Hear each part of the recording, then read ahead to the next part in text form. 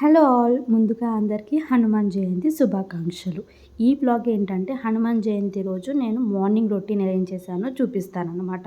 ఇంకా నా ఛానల్ని ఎవరైతే చూస్తూ కూడా సబ్స్క్రైబ్ చేసుకోలేదో ప్లీజ్ సబ్స్క్రైబ్ చేసుకోండి, లైక్ చేయండి అండ్ కుదిరితే మీకు నచ్చితే మీ ఫ్రెండ్స్కి కూడా షేర్ చేయండి. సో హనుమాన్ జయంతి రోజు మార్నింగ్ లేచిన తర్వాత మేము ఏం చేసామంటే ఫ్రెష్ అప్ అయిపోయిన తర్వాత 108 తమలపాకులతో దండలా కట్టామన్నమాట. అంటే స్వామివారికి ఇద్దామని చెప్పి టెంపుల్లో.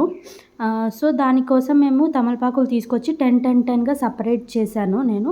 లాస్ట్ ఒక బ్యాచ్ ఒకటి 8 అని సపరేట్ చేసుకున్నాను. ఎందుకంటే మనము గుచ్చుతూ కౌంటింగ్ చేసేది ఉండొద్దు అని చెప్పి. సో ముందుగానే నేను అన్నీ సపరేట్ చేసుకుని ఇలా కూర్చాను. చూపించాను కదండి డీటెయిల్డ్గా ఎలా కూర్చోవాలో. 2 లీవ్స్ తీసుకుంటేనే చాలా పెద్ద దండ వచ్చింది. ఇంకా సింగిల్ లీవ్స్ తీసుకుంటే ఇంకా పెద్దది వస్తుంది. అండ్ సింగిల్ లీవ్స్ కుట్టడం కూడా మనకి కష్టంగా ఉంటుంది. అంటే అంత స్ట్రాంగ్గా అనిపించదు. సో అందుకు 2 తీసి ఇలా బంచెస్లో పెడితే చూడ్డానికి బాగుంది, మనకి మాల కట్టడానికి కూడా సింపుల్గా ఉంది. ఫైనల్గా 108తో ఇలా చేశానన్నమాట. ఇంత పెద్ద మాల వచ్చింది. నేను లాస్ట్లో క్లిప్పింగ్ కూడా యాడ్ చేస్తాను స్వామివారికి వేసిన తర్వాత ఎలా ఉంటుంది అని. అండ్ ఒక 11 ఆకులు ఎక్స్ట్రా ఉంటే ఇంకా 11 కూడా నేను సపరేట్గా మాలలా కట్టానన్నమాట, దండలాగా. ఇంకా అక్కడక్కడ ఓం శ్రీ రామ అని రాశాను. ఓం శ్రీ రామ అని అక్కడక్కడ రాసి ఇంకా మొత్తం ఇంకా రాయాలేక ఏం చేశానంటే గంధం బొట్టు కుంకుమ బొట్లు పెట్టేశానన్నమాట దండ మొత్తం నీట్గా.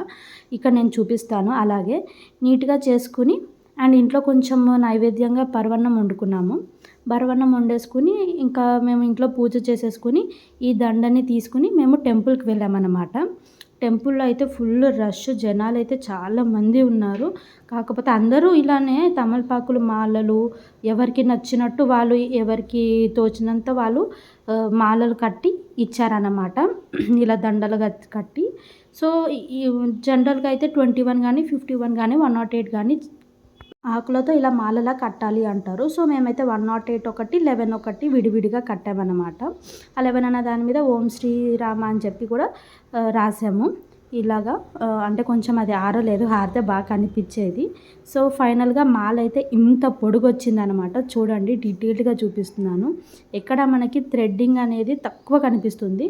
అండ్ ఇంకొక విషయం ఏంటంటే అటువైపు ఇటువైపు ఎండింగ్స్లో కొంచెం తాడు ఎక్స్ట్రా మిగిల్చుకోవాలి. ఎందుకంటే మనకి స్వామివారికి ఇచ్చిన తర్వాత వాళ్ళకి పంతులు గారు స్వామివారికి వెయ్యడానికి రావాలి కాబట్టి మనం ఎక్స్ట్రా మిగిల్చుకుంటే బెటరు. అంతే పెద్దది మిగిల్చుకున్నా బెటరే అనమాట. ఇంకా ఫైనల్గా టెంపుల్కి రీచ్ అయిపోయాము. ఇదే అనమాట మా ఇంటికి దగ్గరలో ఉన్న టెంపుల్.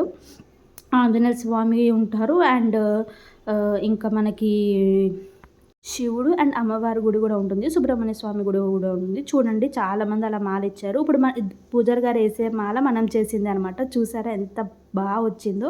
అండ్ అలాగే వేరే దేవుని కూడా చూపించాను.